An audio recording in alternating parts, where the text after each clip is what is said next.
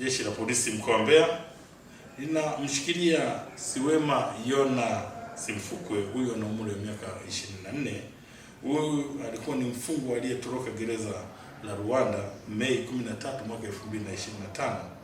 Akiwa katika gereza hilo anatumikia kifungo cha miaka 30 kwa kosa la unyang'anyi wa kutumia silaha. Mtuhumiwa huyo ambaye nimemtaja, baada ya kutoroka gerezani amekuwa akifanya matukio ya unyang'anyi wa kutumia silaha, uvunjaji na ubakaji katika maeneo mbalimbali ya jiji la Mbeya, ikiwemo eneo la Iwambi jijini Mbeya.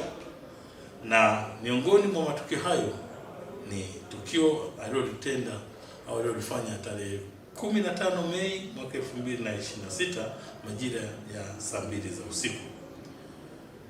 Eneo hilo ambako alifanya uhalifu huo ni huko eneo la Iwambi, ambapo alivamia nyumba ya mwananchi mmoja akiwa na silaha aina ya panga na kumtishia kumuua mtoto wa familia hiyo endapo wasingetii amri yake ya kuwataka kufungua mlango ili aweze kuingia.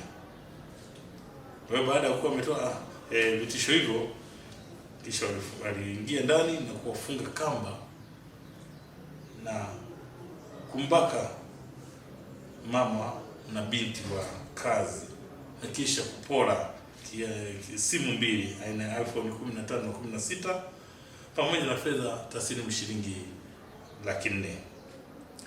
Aidha, mtuhumiwa huyu aliendelea kutenda makosa haya kabla hajakamatwa. Mnamo tarehe 22 mwezi wa 5 mwaka 2026 majira saa 3 za usiku huko kwa eneo la Iwambi alivamia nyumba nyingine tena ya mwananchi mwingine na kupora simu aina ya iPhone 11 plain na fedha taslimu shilingi 300,000 ambazo aliwaamuru walizitoe kwenye simu na aliwaamuru watoe nywila au password ya simu ambayo ilikuwa na hizo fedha na kufanikiwa kuhamisha fedha hiyo kuingia kwenye fedha ya huyo mtuhumiwa. Kufuatia matukio hayo, Jeshi la Polisi mkoa wa Mbeya kupitia askari maalum wa kuzuia na kupambana na uhalifu wa matukio ya aina hiyo waliweza kuanza msako mkali, na ndipo Mei tarehe 30 mwaka 2026 majira ya saa 10:30 za jioni huko eneo la Chipaka wilaya ya Momba mkoani Songwe ilifanikiwa kumkamata mtuhumiwa huyu Siwema Yona Simfukwe mwenye umri wa miaka 24 ambaye nimemtaja kwa makosa au kwa tuhuma hizo ambazo nimekwisha zieleza. Mtuhumiwa baada ya kukamatwa alikutwa na silaha iliyotengenezwa kienyeji, panga, silaha ya shotgun, risasi ya shotgun moja na mizura miwili iliyokuwa ndani ya mifuko ya mfuko wakiwa wamehifadhi. Kitendo hicho cha kupatikana na silaha hizo kilizua hasira kwa wananchi ambao walianza kumshambulia mtuhumiwa huyo, na hivyo jitihada za askari ziliweza kufanyika ili kumwokoa na kuhakikisha kwamba mtuhumiwa huyo anafikishwa katika hospitali ya rufaa kwa matibabu. Kwa hiyo mpaka sasa anaendelea na matibabu kutokana na kipigo alichokipata na wananchi, lakini Jeshi la Polisi liliweza kufanikiwa kumwokoa kwa sababu matendo haya kama mnavyoona yalianza kushamiri na alikuwa akiyafanya hali akijua kabisa kwamba ni kosa na anasababisha taharuki kwenye jamii. Kwa hiyo kwa hasira hiyo ndio iliyopelekea wananchi waweze kujichukulia sheria mkononi, lakini kwa umahiri wa askari waliweza kumwokoa.